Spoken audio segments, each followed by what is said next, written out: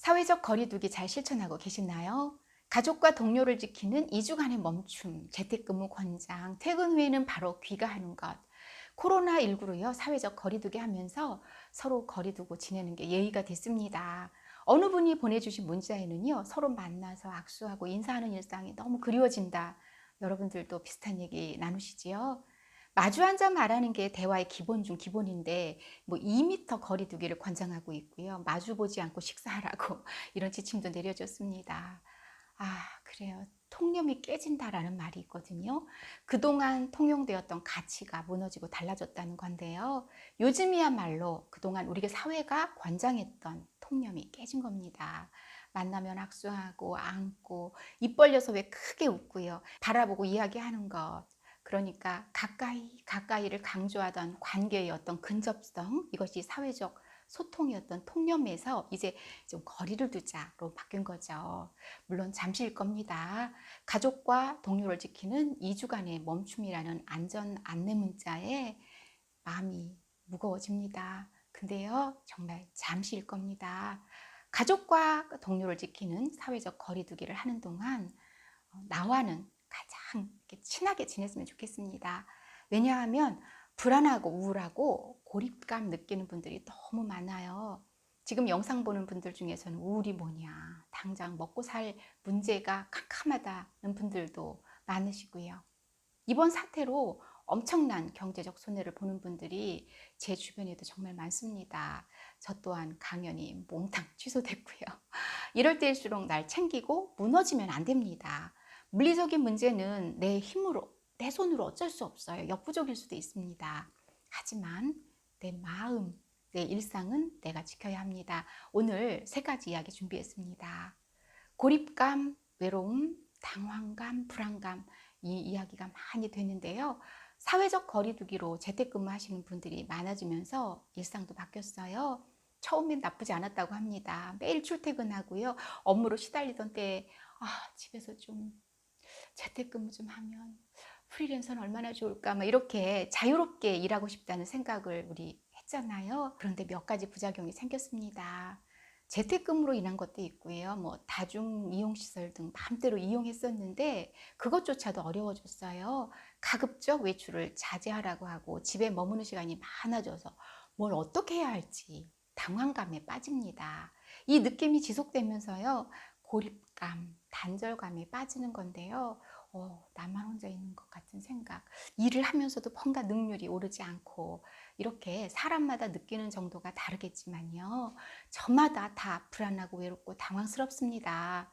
아이 키우는 엄마들은 이게 웬 딴 세상 얘기 할 수도 있습니다. 왜냐하면요. 아이들이 유치원 안 가, 어린이집 안 가, 학교 안 가, 뭐 집안이 난리 북새통이라고 합니다. 그 바람에 또 너무 힘들어서요. 우울감 느끼는 엄마들의 상담도 많으십니다. 어쨌든 지금까지는 정해진 장소, 정해진 자리, 정해진 시간에 보고 싶든 보고 싶지 않든 만나는 사람들이 있었는데 이제 내 집, 내 공간에서 지내게 됐습니다. 살짝 꿈꾸던 일이 일어난 것 같은데 진짜 일이 효율적이지 않아서 야근도 더 잦아졌다는 분도 계십니다. 마음도 안 편하고요.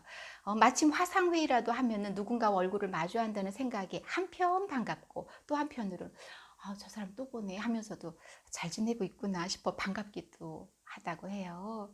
인간은 사회적인 동물, 언어적 동물이라고 배웠던 게 확실해졌습니다. 소통하지 못하니까요. 고립감도 커지거든요. 이렇게 혼란을 겪게 된 것 중에 또 하나가요. 바로 시간 개념이 없어졌다는 겁니다. 규칙적인 생활이 막 무너지는 건데요. 이 부분 정말 우려가 되고 저 또한 아주 조심하고 있는 부분입니다.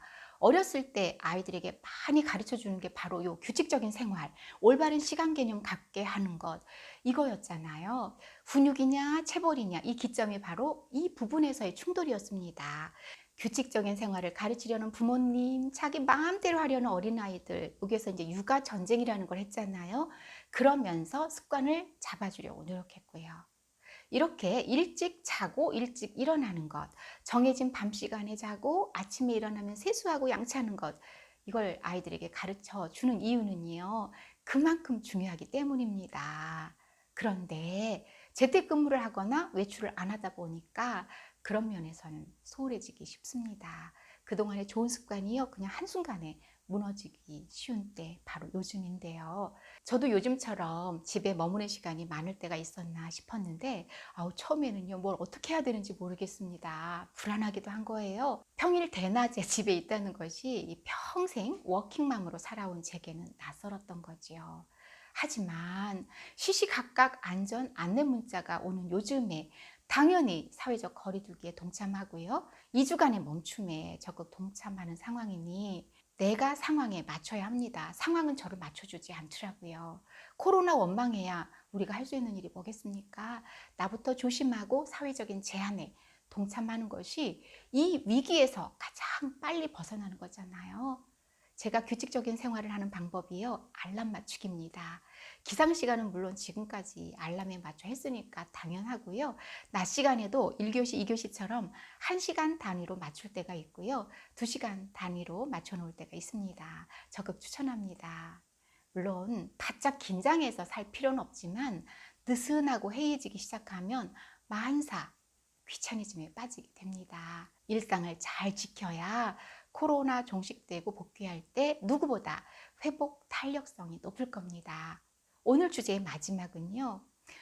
나는 나 혼자가 아니라는 겁니다. 저한테도 자꾸 위로합니다. 저마다 자기 위치에서 모두가 서로를 그리워하고 있다는 것, 잊고 있지 않다는 것 꼭 기억하면 좋겠습니다. 혹시 그립긴 뭐가 그리워, 나 이대로 살았으면 좋겠어 하는 분들도 있겠지만 저는 그거 안 믿어요. 학교 가기 싫어하는 아이들도 요즘에는요, 학교 가고 싶어요, 친구들 보고 싶어요. 심지어 어떤 학생은요, 학교 가서 공부하고 싶다고 하더라고요. 역시 사회적으로 어울리고 대화하며 살아야 한다는 것 요즘 많이 확인하셨을 겁니다. 소통하지 않으면 외로움을 느끼기 마련이고요. 혼자 있다 보면 고독한 감정에 빠질 수 있습니다. 근데요, 마음대로 안 되는 게 마음이지만 외로운 감정에 너무 집중하지 말기. 지금 다 힘들어요. 휴업, 월세 걱정, 월급 걱정, 일자리 걱정, 이루 말할 수 없는 총체적 난국입니다. 이럴 때 각자가 자기 자리를 잘 지키는 방법에 집중해야 합니다. 그 중에서 시간 개념 가지고요, 규칙적인 생활하면서 스스로를 지키고 버티자 이야기 나눴습니다. 어떻게 만든 습관인데 한두 달에 무너뜨릴 수 있겠어요? 코로나19가 빨리 종식돼서요, 만나서 악수 나누고요, 활짝 치아 보이면서 웃고요, 안을 수 있었으면 좋겠습니다. 그때까지 사회적 거리두기, 재택근무하면서 우울증 오지 않도록 내가 나를 잘 지켜야겠습니다.